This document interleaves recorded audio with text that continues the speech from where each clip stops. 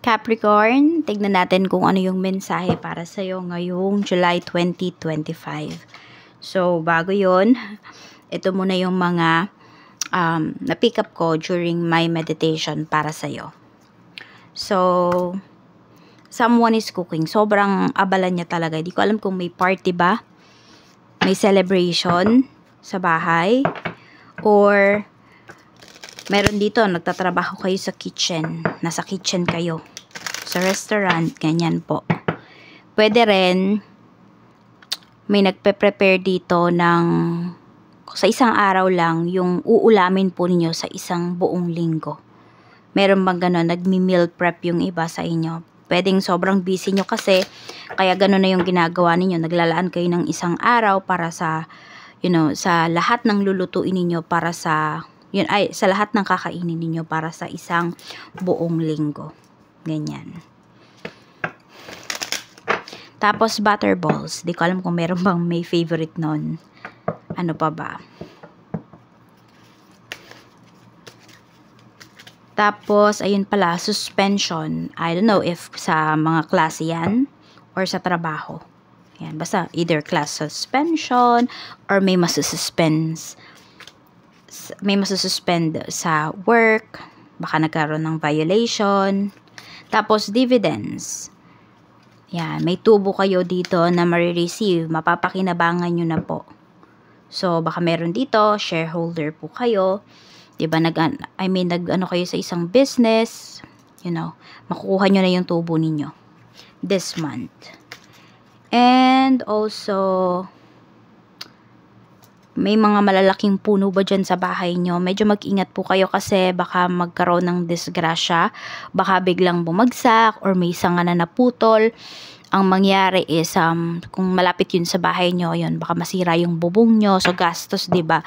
Kaya kung mape-prevent nyo naman, gawin nyo na po. Kunwari, maaraw. Alam niyo na, pag tag-ulan, yung puno na to, ganyan-ganyan. Yung sanga, baka biglang maputol. So, gawan nyo na po agad yan ng action. Tabasan lang ba? Ganun. Hindi naman totally putulin. Kung pwedeng tabasan po. Tapos sa family or isa sa family members, may iika-ikang lumakad. Or pwedeng napilayan yan or merong dinaramdam talaga. Internal. Tapos, ayun, nagmamanifest na talaga yung nararamdaman niya. Hindi niya na mapigilan, hindi niya na maitago. Nahihirapan na po siyang maglakad. So, tignan na natin ano yung mensahe para sa'yo.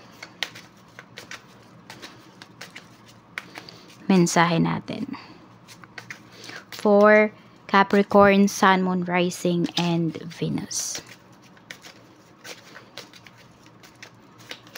We have rich gentleman yan. We have change. And meron tayo ditong gift. Mukhang may manliligaw ka rito. Ngayong ngayong month. Merong magko-confess ng feelings sa'yo. Sobrang hindi na mapigilan ng taong to yung nararamdaman niya. Pwede rin may nagmamadali kasi ayaw niya na maunahan. Ayaw niya na mawala ka pa sa kanya. Tignan natin, ano tong rich gentleman na to. I'm open to receive any messages, please. Spirit guide for Capricorn.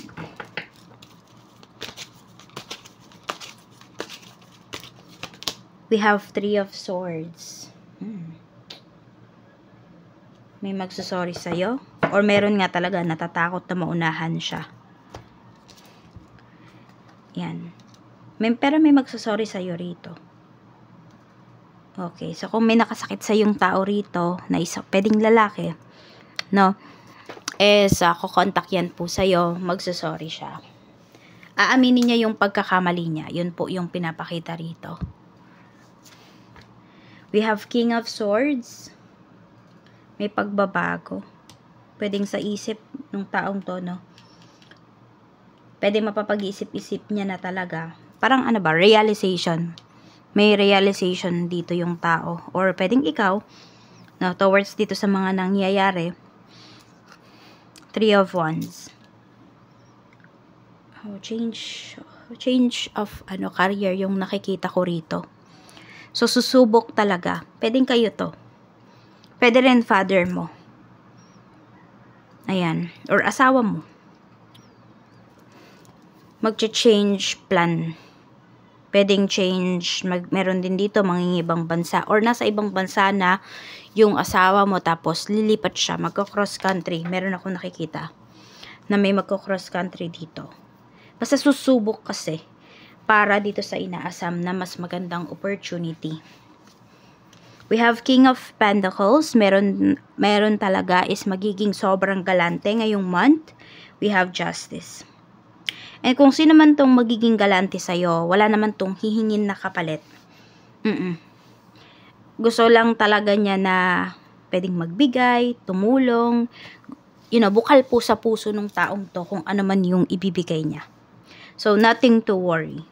Pero syempre, kung sobra-sobra naman yung binibigay ng taong to, medyo magtaka rin naman po kayo, no? Ayan. I mean, yung talaga, kunwari mga big purchase, tas di mo naman to kaano-ano, nanliligaw to sa'yo, ay may kapalit yun, syempre. Pero meron po dito, tutulong talaga sa'yo, or mayroong ibibigay sa'yo, bukal sa kanyang puso. So, tignan natin. Pagdating sa kaperahan, kamusta? Kamusta po ang kaperahan? We have the Fool. So, you need to take leap of faith. So, yun nga. Pwedeng ikaw to, pwedeng asawa mo, anak mo. May tao dito na, may Capricorn dito na magte-take ng risk para sa kaperahan, para gumanda talaga. Yan. Medyo hindi kayo mapakali pagdating dito sa kaperahan nyo. Meron ba kayong binabayaran na utang? We have 8 of Pentacles. Napakasipag nyo naman talaga.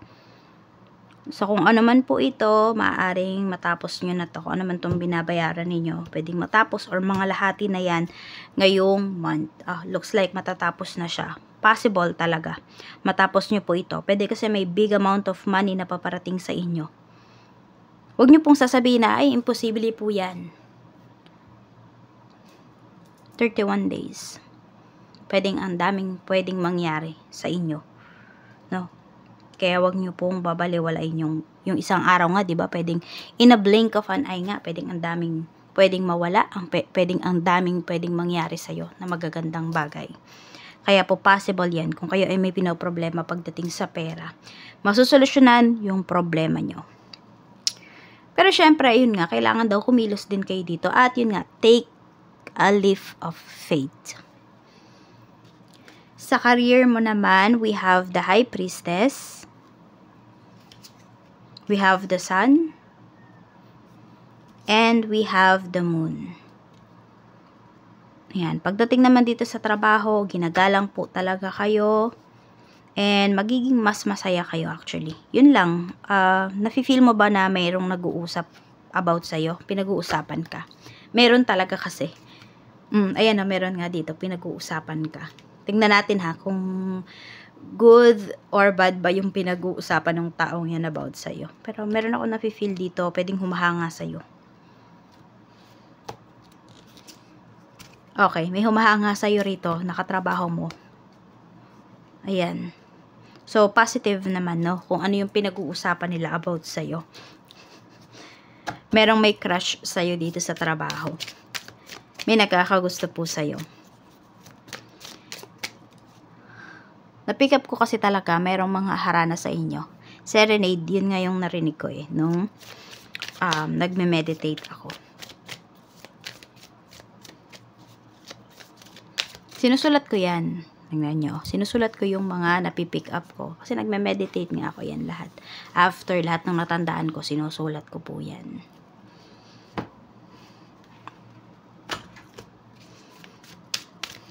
So, tingnan natin. Sana ba tayo? Sa business. Sa business naman, we have the Magician. Uy, ang ganda ng energy nyo. Tapos dito ko pa natapat. Malaki yung kikitain nyo pagdating sa negosyo. Ngayong month, ayan, may isi-celebrate talaga kayo. But, hindi nyo talaga mag-focus dito sa inyong negosyo. Mm. Umpisa na po yan. Hindi naman siguro sabihin natin, yung iba sa inyo, pwedeng nagsisimula pa lang kayo ng business, baka wala pang 1 year yung business ninyo.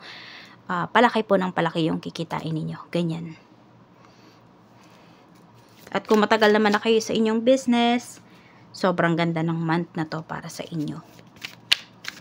Sa love life mo naman, kamusta?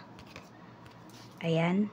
We have 7 of Cups. Tignan natin yung energy na yan sa mga single. Okay, wait lang. Kuhanin ko lang yung cards na nalaglag. Okay, sa mga single. I'm open to receive any messages, please. Para sa mga single, we have Judgment. Okay. Hindi nyo pa namimit talaga yung taong para sa inyo. Actually, for some of you, bago talaga kayo mag-settle down, meron po dito 3 hanggang 3 yung mamimit nyo pa. Bago kayo mag-settle down. So, focus, ayan, yung iba sa inyo, kung ano naman, focus muna, edi mag-focus muna kayo pagdating sa inyong, ayan na may marriage na pinapakita rito sa ilalim. Focus muna kayo sa inyong trabaho, sa mga goals po ninyo. Sa mga in a relationship naman. Sa mga in a relationship. We have King of Wands. Yung person mo, lapitin. Lapitin siya, hindi lang ngayong month. 9 of Pentacles. And pwedeng magugustuhan niya yung pagiging lapitin niya na to. Yung mga tao na nagbibigay sa kanya ng atensyon. Pwede pong matukso yung person mo. Tignan natin ha, kung mag-cheat ba yan. Okay, we have the Star. Hindi naman. Pero gusto lang niya yung atensyon na binibigay sa kanya. Pero yun naman, pwedeng mapigilan naman niya, no? Kasi kontento naman siya dito sa relationship ninyo. Sa mga mag-asawa, tingnan po natin. We have, okay, umiiwas na din. Umiiwas na. Ayan, no? Umiiwas na kasi gusto ng peace and gusto ng buong family. So, yung asawa mo po, kung meron man nanunukso sa kanya, ay kusa po siyang iiwas. Tingnan natin, pagdating naman sa mga byuda or byudo. May babalik dito. There is someone, pwedeng ito naman di mo nakarelasyon eh. Pero pwedeng someone nakakilala mo, ayan, matagal mo nakakilala yung taong to, nawalan ka ng balita sa kanya, tapos ayan, pwedeng siya yung maging karelasyon mo. So, someone from your past, either nakarelasyon mo or hindi, naging almost mo yung taong to, pwedeng yun po yung talagang makakasama mo for life. So, ayan lang po. Maraming salamat, Capricorn, and more blessings to come.